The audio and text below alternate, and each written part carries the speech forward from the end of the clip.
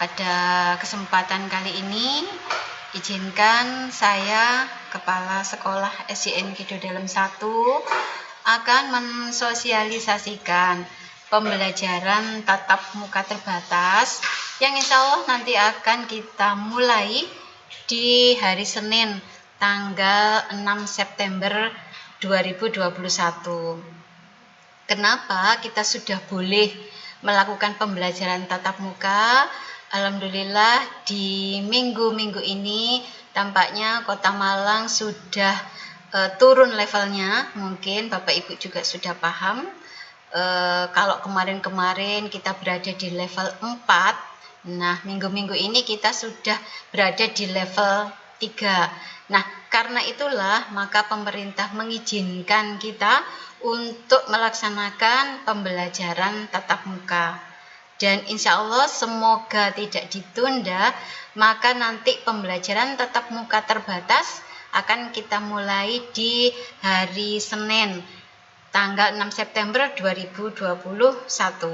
Mohon dukungan dari Bapak Ibu wali murid semuanya agar nanti selama pembelajaran tatap muka terbatas bisa berjalan dengan lancar, kita tidak mengalami kendala apapun sehingga anak-anak bisa kembali ke sekolah, bisa sekolah dengan aman dan dengan nyaman. Nah, Bapak Ibu semuanya, hari ini saya akan mensosialisasikan pembelajaran tatap muka terbatas yang kita singkat dengan PTMT tahun 2021. Nah, dasar hukum untuk pelaksanaan PTMT ini yang pertama adalah Inmendagri, Instruksi Menteri Dalam Negeri nomor 38 tahun 2021 tentang PPKM level 4, level 3, dan level 2 berkenaan dengan COVID-19. Di situ dijelaskan bahwa untuk kota dan kabupaten yang ada di level 3, kita bisa melakukan pembelajaran tatap muka terbatas. Ya, terbatas apanya? Terbatas waktunya, terbatas peserta didiknya yang datang ke sekolah. Nah, nanti akan kami sampaikan kepada Bapak Ibu juga bagaimana pengaturannya untuk anak-anak datang ke sekolah. Kemudian dasar hukum yang kedua adalah Surat Edaran Wali Kota Malang nomor 52 tahun 2021 tentang PPKM. Ini baru terbit di minggu ini Bapak Ibu. Jadi ini juga kita pakai sebagai dasar hukum pelaksanaan pembelajaran tatap muka terbatas di SD Kidul Dalem 1. Bapak Ibu, untuk melaksanakan atau menyelenggarakan pembelajaran tatap muka terbatas itu ada beberapa syarat yang harus kita penuhi bersama-sama. Yang pertama, kita akan mulai di hari Senin tanggal 6 September 2021. Dengan syarat yang kedua, maksimal jumlah siswa yang boleh datang ke sekolah itu 50% atau separuh dari jumlah siswa. Jadi seandainya di kelas itu ada 30 siswa, maka yang boleh langsung bertemu dalam satu waktu adalah 15 siswa. 50% dari semua jumlah siswa. Syarat berikutnya adalah adanya surat pernyataan atau persetujuan dari orang tua. Bapak Ibu semuanya, di hari kemarin kami sudah mengirimkan Google Form untuk surat pernyataan orang tua. Monggo Bapak Ibu mengisi apakah panjenengan setuju atau tidak setuju bila putra-putrinya belajar kembali di sekolah. Kalau setuju, dipilih setuju. Kalau tidak setuju, dipilih juga tidak setuju. Apakah boleh tidak setuju? Boleh. Dan Bapak Ibu tidak perlu khawatir karena ketika panjenengan memilih untuk tidak setuju, putra-putrinya dikirim untuk sekolah tatap muka, kami dari sekolah akan tetap melayani, anak-anak akan tetap terlayani, dikirim tugasnya dari sekolah seperti biasanya. Jadi tidak apa-apa seandainya anak-anak tetap di rumah. Syarat yang keempat adalah sarana dan prasarana sesuai protokol kesehatan. Sekolah akan mengusahakan semaksimal mungkin supaya sarana dan prasarana yang ada di sekolah memadai sehingga nanti aman dan nyaman untuk anak-anak belajar. Di sekolah nanti ada termogan, kemudian ada tempat cuci tangan, ada sabun, kemudian wastafel dengan air mengalir, demikian juga tersedia kamar mandi. Nah, itu antara lain sarana dan prasarana yang memang harus ada ketika kita siap menyelenggarakan pembelajaran tatap muka terbatas. Syarat berikutnya adalah lingkungan sekolah termasuk kelas harus bersih. Ini tanggung jawab kami Bapak Ibu, bagaimana membuat lingkungan di sekolah kita itu senantiasa bersih. Meskipun tetap ada sumbang dari anak-anak juga harus ikut serta untuk menjaga kebersihan lingkungan sekolah, kebersihan kelasnya ketika nanti mereka berada di sekolah. Dan yang keenam, syaratnya adalah tidak ada kantin sekolah. Jadi, kantin sekolah libur atau tidak dibuka. Dengan demikian, himbauan dari kami, dari sekolah, karena tidak ada kantin sekolah, maka mohon anak-anak dibekali, paling tidak dengan minum. Kalau bisa dengan kue, monggo. Tapi kalau tidak, paling tidak anak-anak membawa air minum dari rumah. Sehingga sewaktu-waktu mereka haus, mereka bisa langsung minum tanpa mengandalkan kantin sekolah. Jadi ada 6 ini paling tidak syarat dasar, syarat utama yang harus kita miliki dulu sebelum kita mulai nanti pembelajaran tatap muka terbatas. Nah, Bapak Ibu sekalian, selama nanti kita menjalani pembelajaran tatap muka terbatas, ada banyak syarat protokol kesehatan yang harus kita penuhi bersama-sama. Kami dari pihak sekolah, panjenengan sebagai wali murid, juga anak-anak. Yang paling penting memang anak-anak, dan ini kan memang butuh dukungan dari Bapak Ibu semuanya. Nah, protokol kesehatan ini dimulai dari anak-anak sebelum berangkat sekolah. Jadi ini tanggung jawab Bapak Ibu sebagai wali murid. Bagaimana menyiapkan anak-anak sebelum berangkat sekolah? Yang pertama, panjenengan harus memastikan bahwa putra-putrinya sehat. Sehat dalam arti tidak ada gejala batuk, tidak ada gejala pilek, badannya tidak panas. Nah, ini syarat utama. Kalau seumpama terjadi kemudian anaknya itu panas, batuk, pilek meskipun tidak parah, mohon anak-anak tidak diizinkan berangkat ke sekolah. Jadi mereka tetap di rumah, belajar nanti akan dikirim dari sekolah materinya sambil anak-anak beristirahat di rumah. Yang kedua, sebelum berangkat sekolah, anak-anak wajib untuk sarapan. Bapak Ibu, ini yang paling penting kami pastikan kepada Bapak Ibu semuanya, bahwa anak-anak tolong dibekali dengan sarapan dari rumah. Sarapan itu salah satu cara untuk membentuk imun tubuh juga, selain olahraga tentunya. Nah, jadi nanti mohon disiapkan, insya Allah nanti pembelajaran tatap muka tidak terlalu pagi.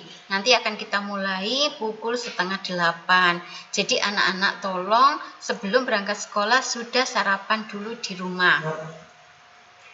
Jangan lupa kemudian anak-anak membawa masker. Membawa dalam arti dibawa kemudian dipakai. Tidak dibawa kemudian disimpan, dibawa kemudian dimasukkan tas dan sebagainya. Begitu mereka keluar dari rumah, anak-anak sudah membawa masker, sampai nanti di sekolah tetap pulang sekolah juga demikian. Nah, untuk masker, Bapak Ibu boleh memilih masker apapun bentuknya, apapun gambarnya misalnya, bagaimana modelnya, monggo, yang dipunyai apa. Kalau dari sekolah kemarin, kita sudah membagi satu anak satu masker. silakan itu dimanfaatkan. Yang paling penting, kalau misalnya Bapak Ibu memilih masker kain yang bisa dicuci, ya ayo setelah dipakai kemudian segera dicuci. Kalau anak-anak memakai itu ke sekolah, begitu pulang sekolah silakan masker langsung dicuci. Kalau Bapak Ibu memilih masker yang sekali pakai juga boleh, berarti selesai dipakai pagi hari dipakai, siang hari pulang sekolah, masker itu harus segera dibuang. Gitu nggih. Kemudian sebelum berangkat sekolah pastikan juga anak-anak sudah membawa buku pelajaran dan alat tulisnya masing-masing. Bapak Ibu nanti di sekolah tidak boleh saling pinjam. Jadi buku harus banyaknya sendiri, pensil, penggaris, penghapus, semuanya. Tolong dilengkapi, tolong Bapak Ibu ikut ngecek apakah buku dan alat tulis putra-putrinya sudah lengkap sebelum berangkat sekolah. Karena di sekolah nanti Bapak Ibu guru akan melarang anak-anak untuk saling pinjam buku dan alat tulis. Kemudian sebelum berangkat sekolah juga kalau memungkinkan tolong anak-anak dibawai atau dibekali dengan hand sanitizer. Mungkin sewaktu-waktu di dalam kelas mereka membutuhkan, sekolah tidak menyediakan. Sekolah hanya menyediakan air, kemudian sabun untuk cuci tangan, iya. Tapi untuk hand sanitizer tidak. Jadi kalau memungkinkan, tolong anak-anak dibekali juga dengan hand sanitizer dari rumah. Nah ini yang harus Bapak Ibu lakukan sebelum nanti putra-putrinya berangkat ke sekolah. Setiap hari tolong dicek ini semuanya. Berikutnya begitu memasuki area sekolah, Bapak Ibu tentunya beberapa kali mungkin panjenengan sudah sempat pergi ke sekolah. Di depan pagar sekolah itu sudah ada tulisan tempat pengantaran dan penjemputan. Jadi Bapak Ibu seandainya nanti mengantar anak-anak diturunkan di tempat itu. Pengantaran sampai pada tempat yang telah ditentukan. Setelah anak-anak turun, mohon Bapak Ibu segera meninggalkan area depan sekolah supaya tidak terjadi kerumunan di situ.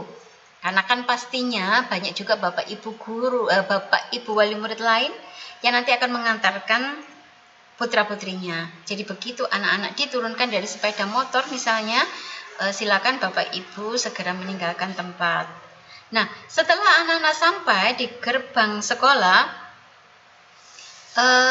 step berikutnya atau tahap berikutnya adalah pemeriksaan suhu tubuh. Jadi ini kita nanti tidak melakukan cuci tangan dulu, tapi anak-anak akan diukur suhu tubuhnya dulu.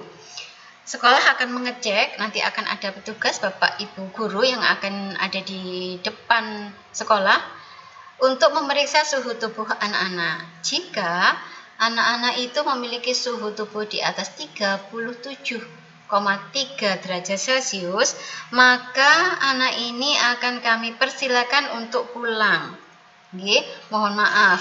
Jadi mungkin nanti kalau memang itu antar jemput, mungkin kami akan telepon atau menghubungi Bapak Ibu supaya anaknya kembali dijemput. Tapi seandainya suhunya normal di bawah 37,3 derajat Celcius, anak-anak akan melalui tahap berikutnya yaitu melakukan cuci tangan pakai sabun di bawah air yang mengalir. Di depan kantor itu sudah ada wastafel 3 di situ.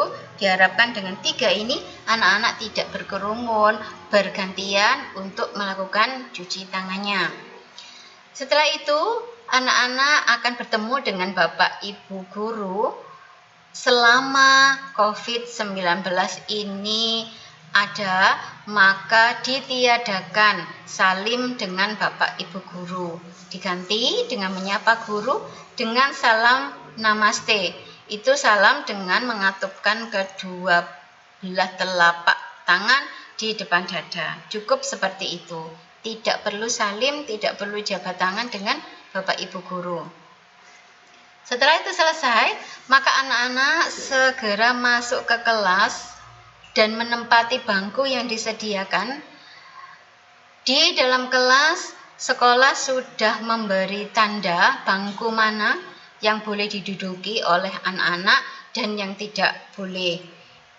Kemarin ketika kita sempat melakukan simulasi, saya percaya anak-anak sudah tahu tanda apa yang ada di bangkunya, mana bangku yang boleh diduduki dan mana yang tidak. Nah, selama berada di sekolah, anak-anak akan ada di dalam kelas.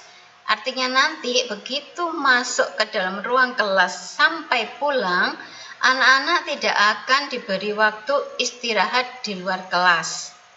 Istirahat akan dilakukan di dalam kelas. Nanti Bapak Ibu wali kelas yang akan mengatur waktu istirahatnya berapa menit, mungkin antara 10 sampai 15 menit. Anak-anak tetap berada di dalam kelas. Kemudian diharapkan anak-anak selalu menjaga jarak minimal 1,5 meter. Insya Allah di sekolah kami sudah siap untuk menjaga jarak itu dengan cara seperti tadi, bangku sudah diberi tanda sehingga antar bangku tidak saling berdekatan. Kemudian tidak saling meminjam buku dan alat tulis seperti yang sudah saya jelaskan di awal tadi. Ini selama berada di sekolah. Bapak Ibu, nanti meskipun pembelajaran ini dilakukan secara tatap muka, tapi kita tidak bisa melakukan seperti awal dulu sebelum adanya wabah COVID. Kalau dulu anak-anak ini di sekolah mulai pukul 7 sampai pukul 2 atau pukul 3 misalnya, maka nanti selama COVID ini masih ada, wabah ini masih ada, di pembelajaran tatap muka terbatas, anak-anak akan berada di sekolah kurang lebih selama 1,5 jam saja. Jadi tidak lama seperti dulu. Cukup 1,5 jam nanti anak-anak akan ada di sekolah. Maka dari itu tidak ada istirahat. Istirahat dilakukan di dalam kelas. Nah, ini prosedur atau protokol selama di dalam kelas. Kemudian bagaimana dengan pulang sekolah? Nah, nanti pulang sekolah akan dilakukan tetap dengan protokol kesehatan, dilakukan dengan tertib dan menjaga jarak. Bapak Ibu, nanti untuk pulang sekolah tiap kelas itu akan diberi jarak di jeda 5 menit. Misalnya di kelas 1, anak kelas 1 pulang pukul 9. Maka nanti yang kelas 2 akan keluar dari kelasnya pukul 9 lewat 5 menit dan seterusnya. Sehingga tidak terjadi kerumunan, diharapkan seperti itu. Baik di depan kelasnya ataupun nanti ketika di gerbang tidak terjadi kerumunan karena memang tidak boleh. Bagi siswa yang dijemput, penjemputan dilakukan di area yang sudah ditentukan. Tetap ini tempatnya seperti panjenengan tadi menurunkan putra-putrinya di mana, disitulah area penjemputan anak-anak. Kemudian kami mohon dengan sangat, penjemputan harus tepat waktu. Nanti Bapak Ibu wali kelas akan mengirimkan jadwal pukul berapa putra-putri panjenengan akan pulang. Diharapkan 5 menit sebelum waktunya panjenengan sudah ada di lingkungan sekolah sehingga begitu anak-anak keluar sudah bisa langsung dijemput, bisa langsung pulang. Jadi nggak ada yang molor sampai setengah jam, sampai 1 jam. Harapan kami tidak ada yang seperti itu. Jadi kami mohon penjemputannya tepat waktu sesuai dengan jadwal yang nanti akan dikirim oleh Bapak Ibu wali kelas. Nah, kemudian sesampai di rumah, tolong anak-anak dihimbau, diminta segera melepas sepatunya, kemudian segera mencuci tangan dan kaki. Sekali lagi, mencuci dengan sabun dan dengan air yang mengalir. Kemudian anak-anak diminta juga untuk segera mengganti baju seragamnya dengan baju rumah. Kalau memungkinkan, Bapak Ibu, tolong baju seragam yang sudah dipakai hari itu segera dicuci. nanti selama pembelajaran tatap muka terbatas, anak-anak ke sekolah memakai seragam yang sudah ditentukan oleh sekolah. Nah, jadi tadi dari sebelum berangkat sekolah, bagaimana memasuki area sekolah, bagaimana di dalam kelasnya, dan bagaimana pulang sekolah, semua sudah ada aturannya. Nah, Bapak Ibu, ini adalah jadwal masuk untuk anak-anak kelas 1 sampai kelas 6. Anak-anak akan masuk tetap selama 5 hari, semuanya 5 hari, dari Senin sampai dengan Jumat. Tetapi kami nanti akan atur bahwa dalam satu kelas itu akan ada 2 shift 1 dan shift 2. Anak-anak yang ikut shift 1 akan masuk pukul 7:30 dan mereka akan pulang pukul 9. Setelah itu ada jeda, ada jarak untuk shift yang kedua, dimulai pukul 9:30 atau setengah 10 dan berakhir pukul 11. Nah, jadi Bapak Ibu, kalau simulasi pembelajaran yang bulan April kalau tidak salah, itu kita sehari masuk, besoknya di rumah. Kemudian besoknya lagi masuk, besoknya di rumah. Nah, untuk yang kali ini tidak. Anak-anak masuk semuanya setiap hari dari Senin sampai Jumat. Cuma nanti tergantung dia harus masuk di shift berapa. Apakah di shift 1, apakah shift 2. Nah, tetapi Bapak Ibu tidak perlu khawatir karena shift ini juga nanti akan kami oper. Artinya begini, kalau di minggu awal misalnya di bulan September awal ini putra putri panjenengan ada di shift 1, maka nanti di minggu berikutnya dia akan pindah ke shift 2. Demikian juga yang di minggu awal itu ada di shift 2, maka di minggu berikutnya dia akan masuk di shift 1. Jadi bergantian. Anak-anak biar bisa merasakan bagaimana masuk yang pukul 7:30, bagaimana yang masuk pukul 9:30. Begitu nggih. Nanti pembagian shift akan diatur lebih lanjut oleh wali kelas masing-masing. Artinya Bapak Ibu nanti akan mendapatkan informasi putra-putri jenengan itu nanti di minggu ini masuk pukul berapa, di minggu depannya pukul berapa, itu nanti akan diinfokan lebih lanjut oleh wali kelas masing-masing. Nah, Bapak Ibu, mungkin itu yang bisa saya sampaikan untuk persiapan pembelajaran tatap muka terbatas yang dimulai minggu depan tanggal 6 September 2021. Tetapi manakala Bapak Ibu merasa ada yang kurang jelas, masih memiliki pertanyaan terkait dengan pembelajaran tatap muka terbatas, monggo itu disampaikan kepada kami. Boleh lewat wali kelas. Nanti kalau wali kelasnya bisa menjawab, insya Allah langsung akan dijawab. Kalau memang wali kelas belum bisa menjawab, nanti kami akan koordinasi lebih lanjut.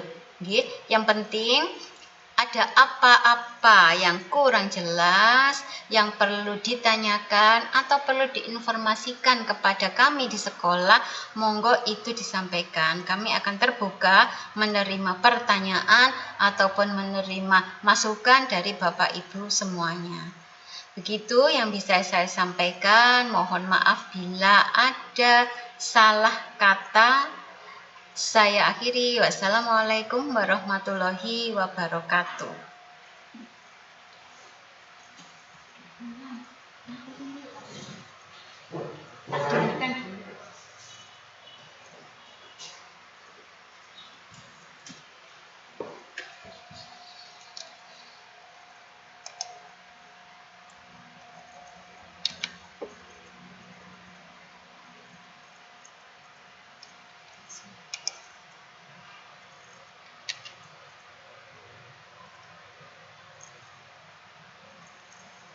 Recordnya di mana?